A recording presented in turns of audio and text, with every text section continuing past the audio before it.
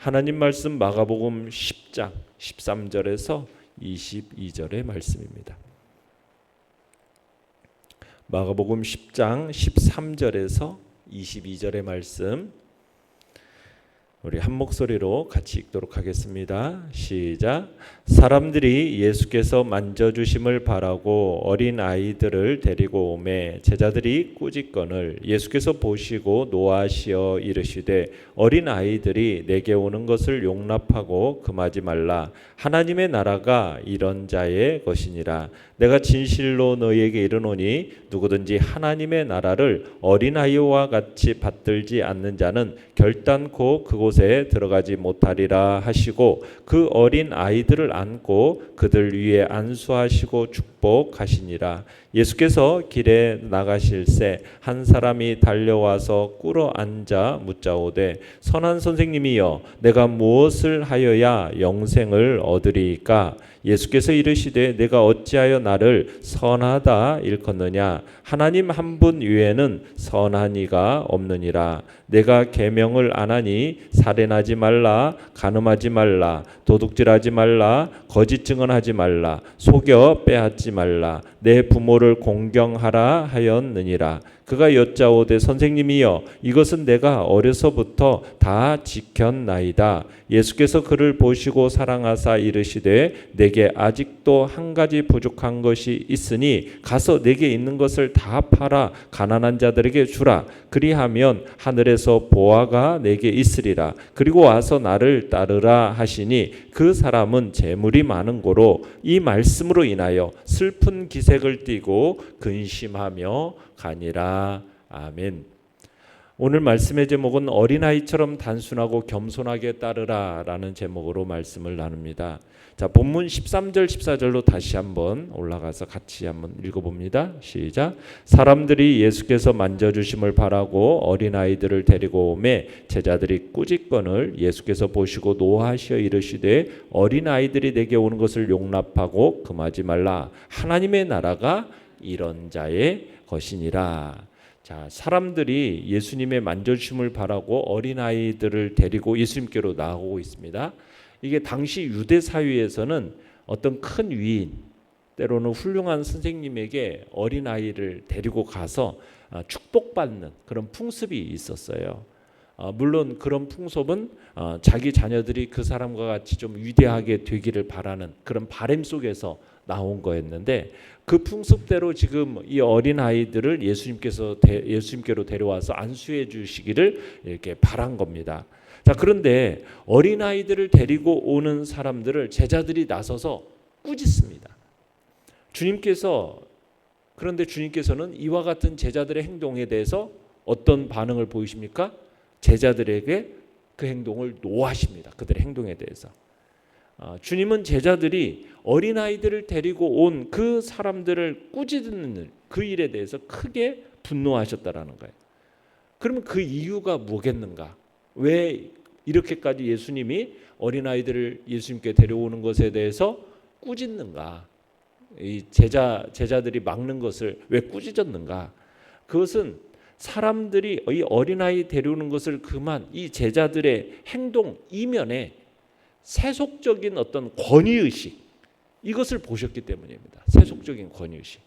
그러니까 제자들은 사람들이 지금 자기 허락도 받지 않고 제자들의 허락도 받지 않고 아이들을 예수님께로 직접 데리고 오는 이 모습을, 이게 자기들을 거치지 않고 예수님께로 왔다, 이것에 대해서 지금 이 제자들이 굉장히 자신들을 무시하는 것으로 여겼다라는 거예요. 그래서 그 사람들에게 아이들을 데리고 오는 것을 금해버린 거죠. 자신들은 예수님의 핵심 측근이고 만약 예수님이 왕위에 오르신다면 우리는 그의 신하들인데 우리를 거치지 않고 감히 예수님께로 직접 나간다? 이건 우리를 무시하는 행위야 하면서 그것에 대한 마음속에 벌써 그런 마음을 가지고 지금 분노하고 이렇게 막 오진 못하도록 막고 있었던 겁니다.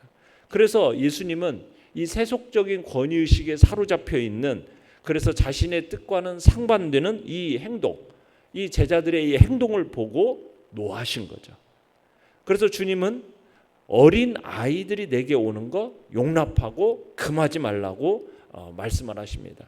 그러면서 주님은 지금 어린 아이들이 자기에게 오는 것을 귀찮아하지 않고 지금 적극적으로 용납하시고 또 축복해 주시는 모습을 보게 됩니다. 자, 그러면서 내용관찰 문제 1번을 보시면 하나님의 나라는 어떤 자들이 들어갈 수 있습니까? 자, 15절 16절을 읽어보겠습니다. 시작. 내가 진실로 너희에게 이르노니 누구든지 하나님의 나라를 어린아이와 같이 받들지 않는 자는 결단코 그곳에 들어가지 못하리라 하시고 그 어린 아이들을 안고 그들 위에 안수하시고 축복하시니라. 자, 하나님의 나라는 어떤 자들이 들어갈 수 있다고 합니까? 어린 아이와 같이 하나님의 나라를 받드는 사람이 들어갈 수 있다. 이렇게 말씀을 하시죠. 그러니까 하나님의 나라를 어린 아이와 같이 취하라. 그렇게 말씀하고 계시는 겁니다. 그러니까 예수님께서는 지금 그리고서는 어린 아이들을 사랑스럽게 품에 딱 안고 안수하시고 축복하시는 모습 보게 됩니다. 자, 그 다음에 이제 17절로 가보겠습니다. 17절. 시작. 예수께서 길에 나가실새 한 사람이 달려와서 꿇어 앉아 묻자오되 선한 선생님이여 내가 무엇을 하여야 영생을 얻으리이까. 자, 예수님께서 길을 가시다가 어떤 한 사람이 달려와서 예수님 앞에 딱 무릎 꿇고 앉아서 한 가지 질문을 던집니다. 선한 선생님, 내가 뭘 하여야 영생을 얻을 수 있습니까? 이렇게 질문을 던져요. 그러니까 이 당시 사람들이 예수님 메시아라고 불리는 이 예수님을 찾아와서 어떻게 해야 영생을 얻을 수 있는가? 이걸 지금 묻고 있는 겁니다. 이 사람이. 자, 그러자 18절로 20절을 읽어보겠습니다. 시작. 예수께서 이르시되 내가 어찌하여 나를 선하다 일컫느냐? 하나님 한 분 외에는 선한 이가 없느니라. 내가 계명을 안 하니 살인하지 말라, 간음하지 말라, 도둑질하지 말라, 거짓 증언하지 말라, 속여 빼앗지 말라, 내 부모를 공경하라 하느니라. 그가 여짜오되 선생님이여 이것은 내가 어려서부터 다 지켰나이다. 자, 주님께서 당신을 가리켜서 선하다. 예수님 자신을 가리켜서 이 사람이 선한 선생님이여 라고 이렇게 말하는 것에 대해서 뭐라고 답변을 하고 계십니까? 선한 이는 누구밖에 없다? 하나님 한 분밖에 없다. 이렇게 답변을 하세요. 자, 그러면은 지금 예수님이 왜 이렇게 답변을 하시느냐? 이 사람은 예수님을 어떤 분으로 지금 여기고 다가온 겁니까?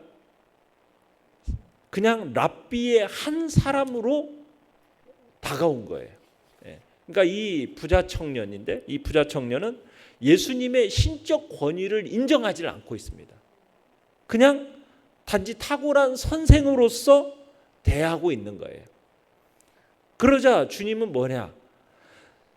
나를 네가 과연 선하다고 한다면 선한 이는 누구밖에 없다.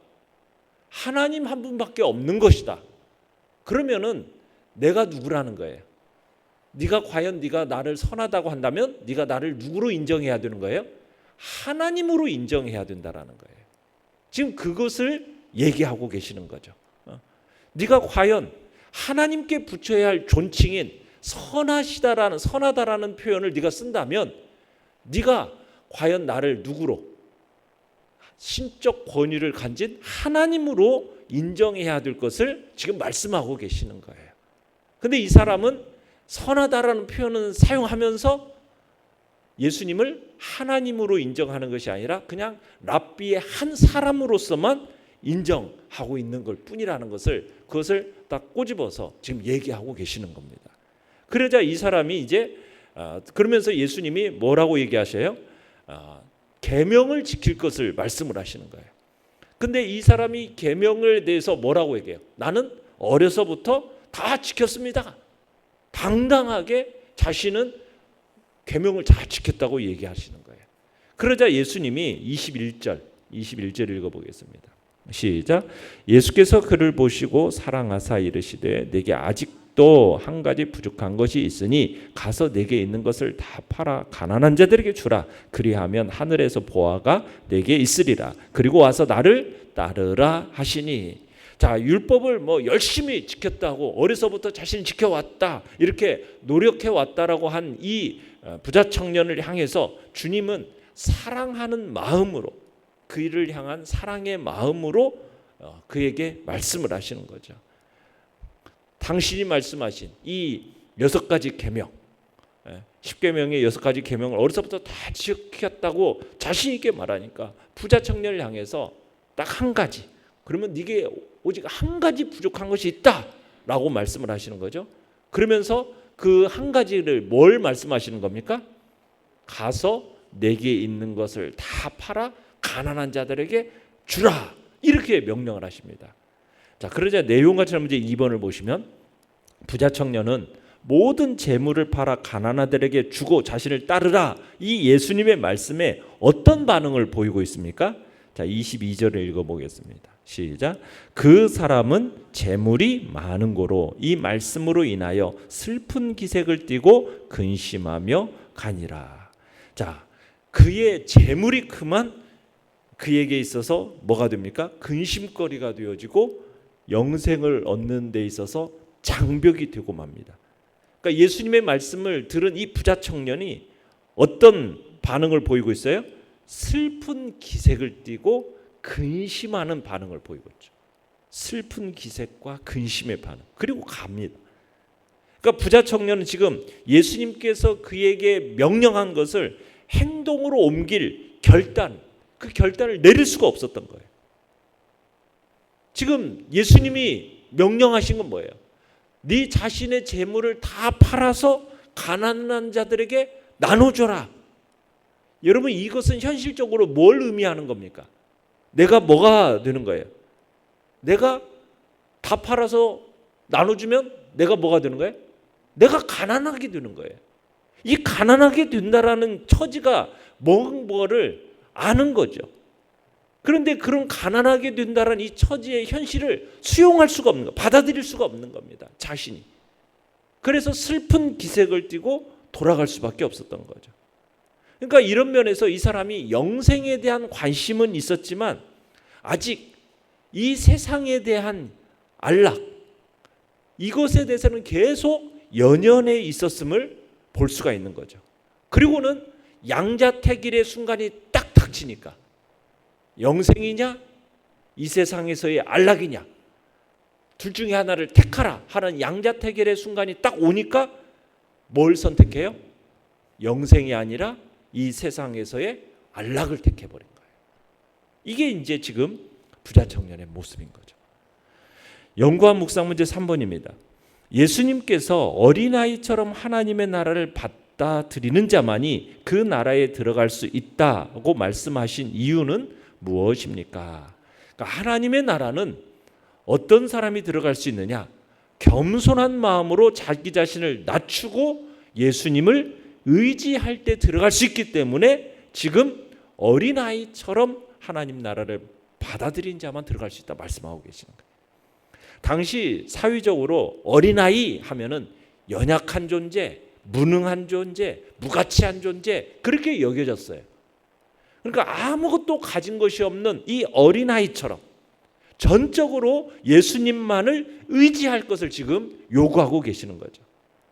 그러니까 하나님께서는 하나님의 나라를 우리 인간들에게 선물로 주겠다고 초대하고 계시는 거예요. 하나님께서는 하나님의 나라의 시민이 될 수 있도록 인간들에게 은혜를 베풀어 주시는 거죠. 값없는 은혜를 베풀어 주시는 거예요. 그런데 그 초대에 대해서 불응하고 받아들이지 않는 자가 있는 거죠. 그러니까 하나님의 은혜로운 그런 초대가 주어질 때 사람의 반응은 대개 두 가지로 나타나게 된다는 거예요. 한 가지는 어떤 긍정적인 반응으로 적극적으로 그 하나님의 나라를 받아들인 자가 있는가 하면 또 한 사람은 어떤 게 부정적인 반응으로 그 하나님의 나라를 배척하고 거절하는 두 가지 반응이 나타나게 된다는 거예요. 그런데 분명한 것은 뭐냐? 어린아이와 같이 신뢰를 가지고 적극적으로 그것을 취하는 사람만이 하나님의 나라를 받을 수 있음을 얘기하고 있는 겁니다. 어린아이와 같은 신뢰. 나 자신은 무가치하고 나 자신은 무능하고 나는 연약하다. 이것을 철저하게 인정하고 어린아이처럼 겸손한 태도를 가지고 그 무능력을 깨닫고 오직 하나님만 의지합니다. 예수 그리스도 당신밖에는 의지할 리가 없습니다 라는 그 태도를 가지고 예수 그리스도를 받아들이는 그 사람에게만 하나님의 나라가 임하게 되고 하나님의 나라가 그 사람의 것임을 얘기하고 있는 겁니다. 하나님의 나라에 들어가는 사람은 반드시 어린아이와 같이 자신의 무능함을 철저하게 깨닫고 전적으로 하나님을 신뢰하고 나아가는 그 겸손한 마음의 자세, 그것이 있어야 됨을 우리에게 말씀하고 있는 겁니다. 느낀 점 4번입니다. 하나님의 나라는 겸손함과 단순함, 무엇이든 기쁘게 받아들이는 어린아이 같아야 들어갈 수 있다라는 말씀에서 무엇을 느낍니까? 아무것도 가진 것이 없는 어린아이처럼 전적으로 우리는 예수 그리스도 그 한 분만을 의지해야 됨을 느끼는 것입니다. 주님은 당신만을 절대적으로 신뢰하고 당신의 말씀을 절대 진리로 의뢰하고 그런 신앙이 될 것을 지금 요구하고 있는 것입니다. 그러기에 어린아이가 정말 부모를 절대 의지하듯이 우리의 연약함을 인정하면서 하나님을 절대적으로 의지하는 자리에 나아가시길 바랍니다. 그리고 하나님의 뜻에 절대 순복하는 자리에 가시길 바랍니다. 우리 자신을 절대 과대평가해서는 안 됩니다. 우리 자신을 지나치게 내세워서도 안 됩니다. 겸손한 마음을 가지시길 바랍니다. 그리고 그 진리의 가르침을 단순한 마음으로 받아들이시길 바랍니다. 우리가 하나님의 나라가 이 어린아이 같은 자의 것이라는 주님의 말씀을 한시도 잊지 마시고 그 조건을 충족시키기 위해 노력하는 복된 자리에 우리 모두가 있기를 간절히 바랍니다. 결단과 적용 5번입니다. 재물과 성공 등 내가 아직 내려놓지 못해 주님을 따르는 데 방해되는 것은 무엇입니까? 어린아이와 같이 겸손하게 주님을 따르기 위해 무엇을 실천하겠습니까? 부자 청년에게 그를 사랑하는 말로 주님이 보실 때 부족한 것 한 가지가 있음을 지적하셨잖아요. 마찬가지로 우리에게 있어서도 주님 보시기에 한 가지 부족한 것이 있을 수 있다는 거예요. 그 한 가지 부족, 이것이 부자 청년에게 있어서는 재물이었어요. 그런 것처럼 우리에게 있어서도 그 뭔가 한 가지가 주님을 따르는 데 방해가 되는 것이 있다면 그것이 명예일 수도 있고 권력일 수도 있고 자녀일 수도 있고 인기, 출세, 각자에게 있어서 뭔가 하나가 우리에게 있어서 주님보다도 더 사랑하는 데 있어서 주님을 위해서 포기할 수 없는 그 부족한 한 가지가 있다면 우리는 그것들을 이 시간 다 내려놓고 오직 주님만을 최고로 사랑하겠다. 주님만을 내 가장 귀한 분으로 여기겠다. 주님을 위해서라면 기꺼이 모든 것을 포기함으로 나아가겠다. 우리가 주님 앞에서 온전한 자로 발견되어지도록 나 자신을 드려가겠다라는 그런 복된 결단이 오늘 우리 안에 있기를 간절히 바랍니다. 오늘의 기도 같이 읽겠습니다. 시작. 주님을 따르는 데 방해가 되는 모든 것을 내려놓고 어린아이처럼 예수님을 의지하게 하소서. 아멘. 말씀을 생각하며 기도하시고요. 연약한 우리의 지체들을 위해서 기도해 주시기 바랍니다. 하나님의 거룩한 역사가 주의 교회 안에 충만하게 나타나도록 또 연약한 우리의 지체들이 또 주님의 은혜 안에서 그 능력의 팔로 온전한 치유와 회복의 역사가 나타나기를 소원하면서 주여 우리 세 번 부르짖으며 나갑니다.